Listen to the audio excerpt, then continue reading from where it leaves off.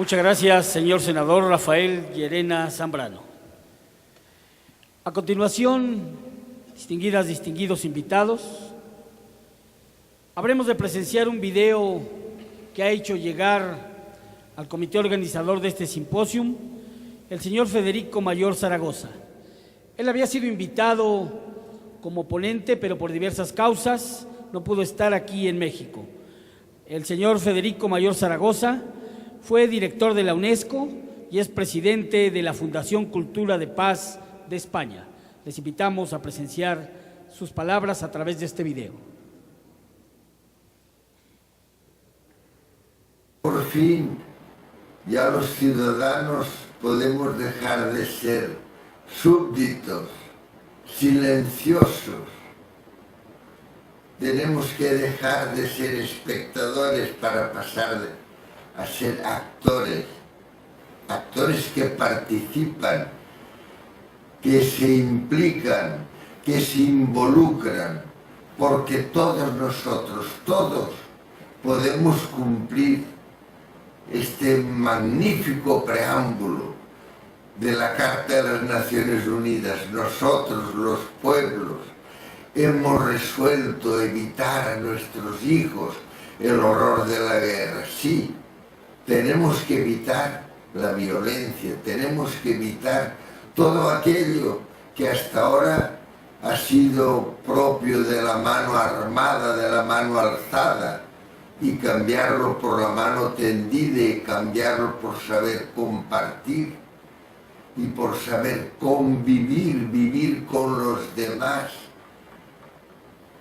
¡Qué maravilla esta transición fantástica!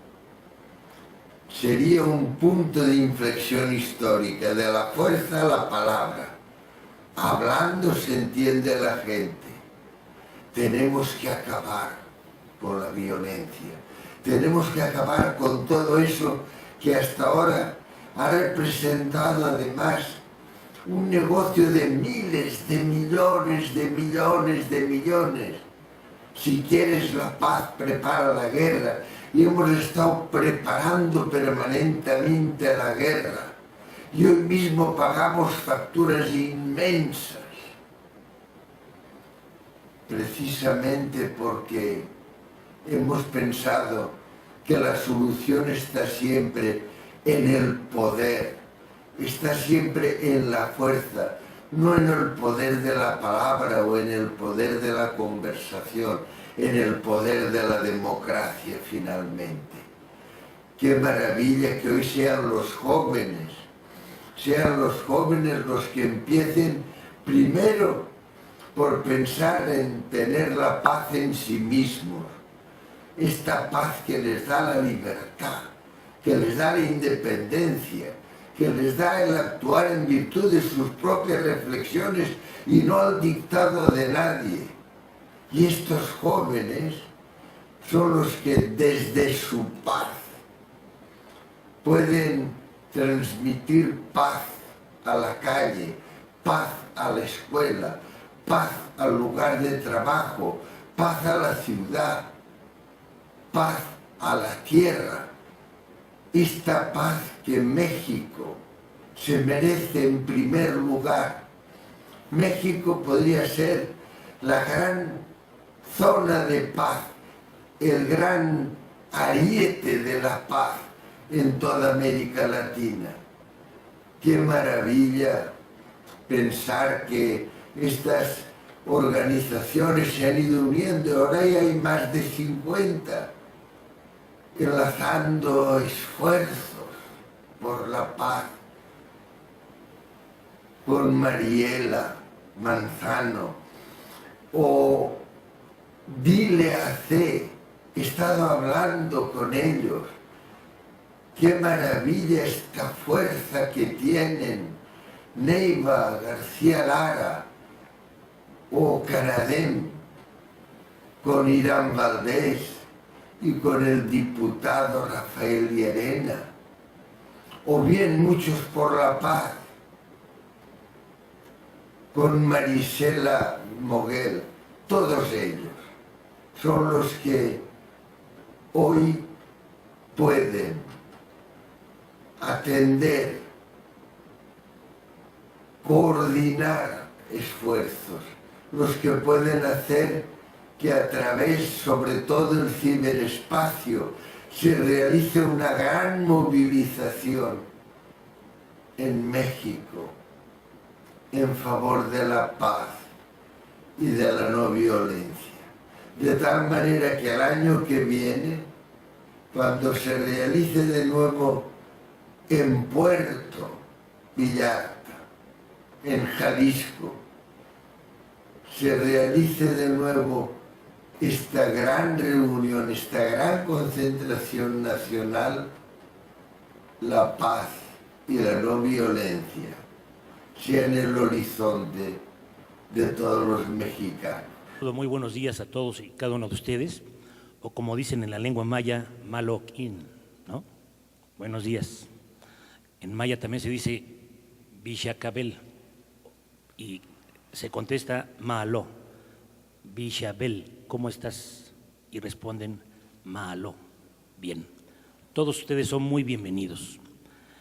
Qué bueno que existe esta nueva ciencia que responde a uno de los anhelos más profundos y más ancestrales de la humanidad, que es la ciencia de la irenología, la ciencia que estudia la paz. Pareciera que el ser humano es violento por propia naturaleza, inclusive desde la más tierna infancia el ser humano manifiesta tendencias de agresión hacia sus semejantes, de manera que hace falta también educar y cultivar en todos los seres humanos esta facultad de vivir todos en paz. Todos en paz. Como ha mencionado Manuel, mi trabajo en el Senado de la República se ha concretado en el trabajo en las comisiones, sobre todo en la Comisión de Derechos Humanos, que es un tema fundamental. No podemos entender la paz sin el respeto y la promoción y defensa de los derechos humanos. Dentro de los momentos más emotivos, más significativos que he tenido yo oportunidad de participar, fue precisamente el año pasado, cuando se logró finalmente esta reforma constitucional en materia de derechos humanos.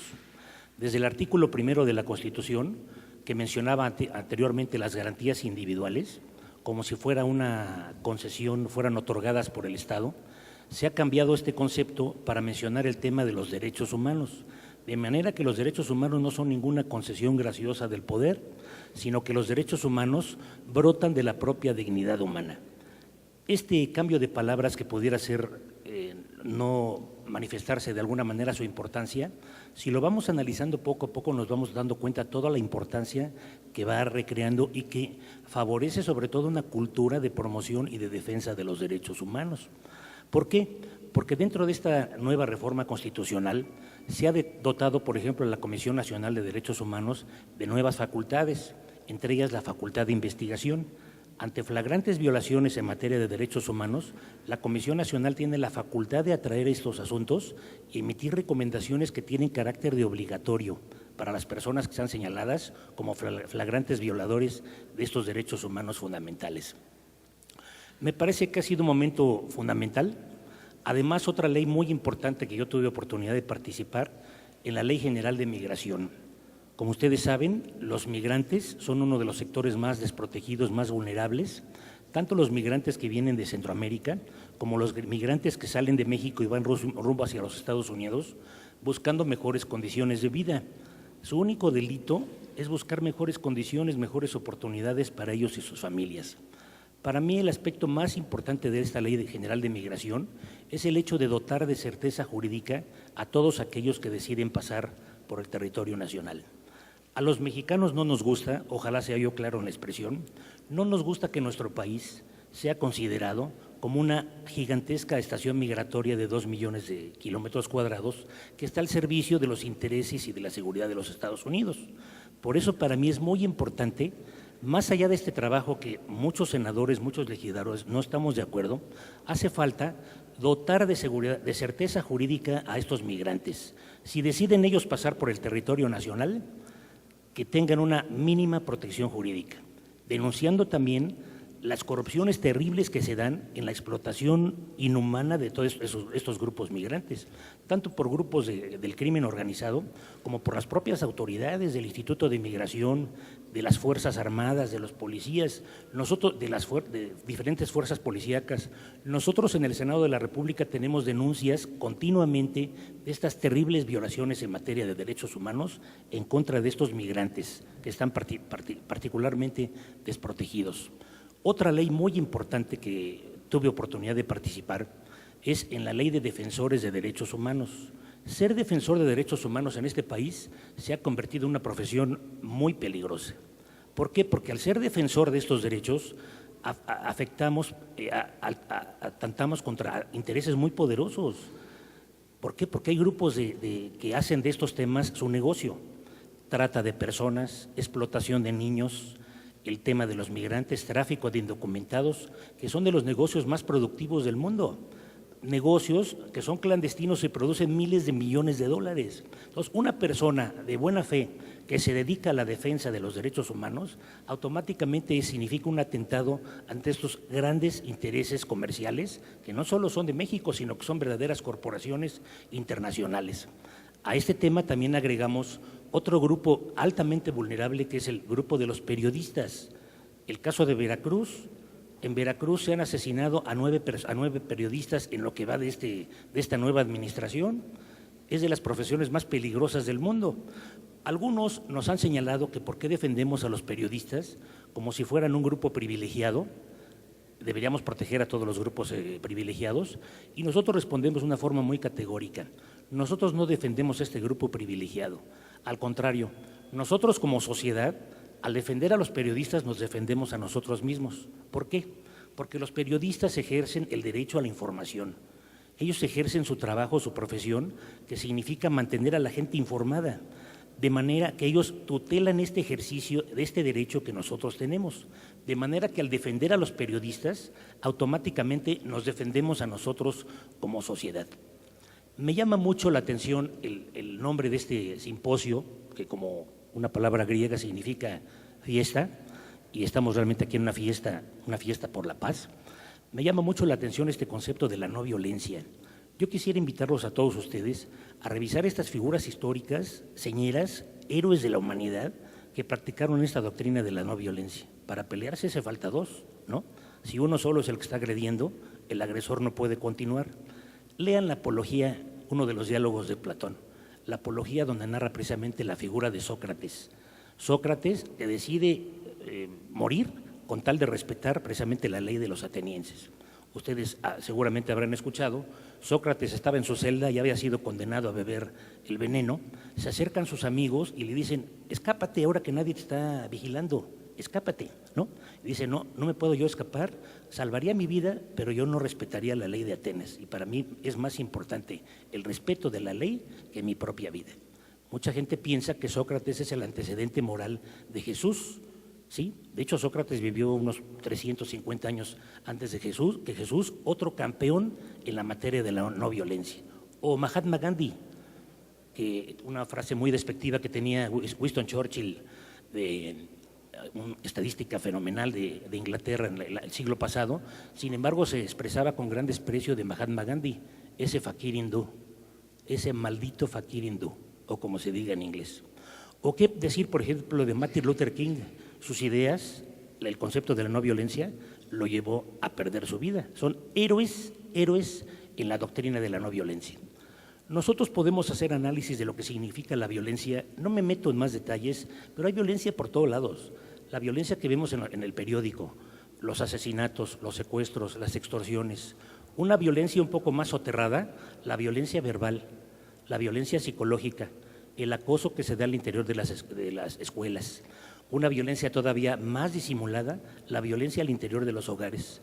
El hogar debería ser el lugar más seguro del mundo, y muchas veces es el lugar más inseguro, sobre todo para las mujeres y para los niños, sin mencionar la violencia que se ejerce en una forma cruel, inhumana, en contra de los adultos mayores. Un poquito menos conocida es la violencia estructural.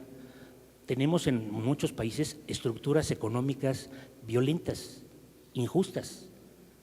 Por eso muchas personas deciden ir a otro lado buscando oportunidades que en su país no encuentran. Estamos hablando de una cultura general de violencia. Y esto es terrible. Esto es terrible, porque a esto tenemos que oponer nosotros un concepto de lo que es la cultura de la paz. En el Senado yo he tenido la oportunidad de participar en modificaciones a la ley. Les puedo decir, es más fácil cambiar la ley que cambiar la realidad. ¿Me entienden? La ley es indispensable, pero insuficiente para cambiar la realidad. Yo creo que tenemos que ir fomentando poco a poco esta cultura de la paz. No la paz de los cementerios. En el cementerio no hay ningún tipo de actividad. Debe ser una paz que debe ser integrada de una forma complementaria con la justicia. Con esta idea yo quiero concluir. La paz es imposible sin justicia, así como la justicia es imposible sin la paz, porque la violencia genera más violencia. La paz es creativa, es constructiva. La justicia, que es dar a cada uno lo que le corresponde, la equidad. Paz y justicia, lo que nosotros decimos teóricamente el Estado de Derecho. Pues esta paz y la justicia es el único panorama donde puede florecer la auténtica democracia. Paz, justicia y democracia, este es el auténtico espacio de la libertad. Concluyo mi intervención con una invitación muy amistosa a todos y cada uno de ustedes para que participemos este domingo, 1 de julio. Como dicen algunas personas, nada es casual, todo es causal. O como dice el arzobispo de Mérida, no existen las coincidencias, existen las diosinencias. Por una coincidencia interesante, este domingo tenemos la oportunidad de ejercer el voto. La elección, el voto que vamos a ejercer este domingo, es uno de los pocos caminos pacíficos que le van quedando a este país para conseguir los cambios que este país requiere con carácter de urgente. Yo ya sé por quién voy a votar. Estoy seguro que ustedes ya saben por quién van a votar. Inviten a la gente a participar, porque un voto por México es un voto por la paz. Yo les agradezco mucho la atención que hayan prestado a mis palabras.